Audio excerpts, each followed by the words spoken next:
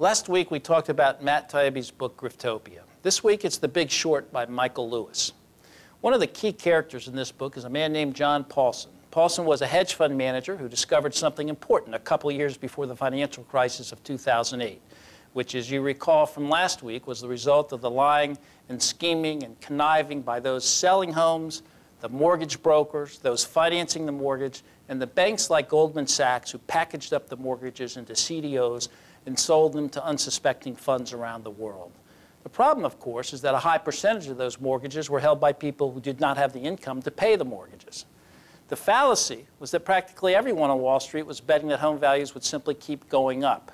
Between 1998 and 2007, the average price of a new home went up 72%. And as Lewis explains in The Big Short, in February of 2007, subprime loans were defaulting at record numbers. Financial institutions were less steady everywhere. But there were a few astute investors like Paulson who actually took the time to look into the mortgages that were getting financed, packaged up and sold to pension funds, sovereign funds, and institutions across the globe. Paulson figured out that what Moody's and S&P rated as AAA paper was full of bad debt, mortgages that had a high percentage of defaulting. Michael Lewis writes, there are huge sums of money to be made if you could somehow get these mortgages wrapped into bonds, AAA rated, and thereby lowering their perceived risk, however dishonestly and artificially. John Paulson managed a few $100 million, but he saw through the mirage, the scam, if you will, and he did two things. He started shorting the stocks of Bear Stearns, JP Morgan, Goldman Sachs, Bank of America, betting that they would crash. And he was right. And to use a baseball analogy, he hit a grand slam, making his fund worth over $5 billion. There's to you, John Paulson.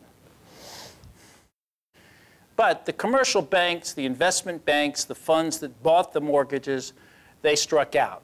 It was a whiff heard around the world. With the strikeout came broken bones and a crippling of the world financial system. Shorting a stock means that you borrow stock now, betting that the price will go down and paying back the stock later when it drops to a lower price, keeping the spread. Let's take Bear Stearns stock at the time. It was trading at a record high of $171 on January 12, 2007. By May 2008, it had lost over 90% of its value.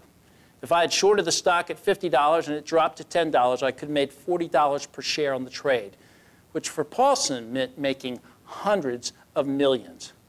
You could also buy insurance at the time from AIG, who stupidly insured these bonds so that if the bonds defaulted, Paulson would be paid the value of the bonds, which in the end meant he made billions and AIG lost billions. When these bonds defaulted and the banks could no longer collect, huge investment banks such as Lehman Brothers and Bear Stearns, Merrill Lynch could no longer pay their bills. Lehman and Bear Stearns were allowed to fail. The others were bailed out with your money and mine. Billions of dollars in loans were provided to keep the entire world financial system from collapsing. Here's how Lewis puts it in The Big Short. The world's most powerful and most highly paid financiers had been entirely discredited. Without government intervention, every single one of them would have lost his job. The Big Short by Michael Lewis. What he reveals about our financial system will keep you awake at night. But I, of course, am still a big believer in the stock market. I'm a big believer in small caps.